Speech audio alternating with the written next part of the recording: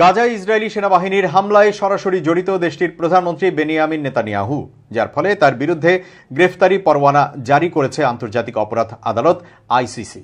আর এই অবস্থায় গ্রেফতারের ভয়ে যুক্তরাষ্ট্র যাওয়ার পথে ইউরোপে যাত্রা বিরতি এড়িয়ে চলার কথা বিবেচনা করেছেন নেতানিয়াহু।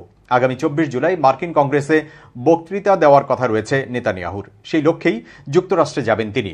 সফরে হোয়াইট হাউসে মার্কিন প্রেসিডেন্ট জো বাইডেনের সঙ্গেও দেখা করার কথা রয়েছে তার। আর সেই সফরে যাওয়া নিয়েই এবার বিপদে পড়েছেন নেতানিয়াহু।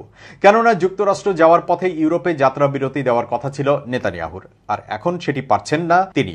কেননা ইউরোপে যাত্রা বিরতি দিলে আইসিসির গ্রেফতারি পরোয়ানার ওপর ভিত্তি করে গ্রেফতারের শিকার হতে পারেন তিনি। কারণ গত 20 মে আইসিসির প্রসিকিউটর করিম খান গাজা উপত্যকায় যুদ্ধাপরাধ এবং মানবতার বিরুদ্ধে অপরাধের জন্য নেতানিয়াহু এবং প্রতিরক্ষা মন্ত্রী ইয়োব গ্যালান্টের ওপর গ্রেফতারি পরোয়ানা জারি করেছিলেন।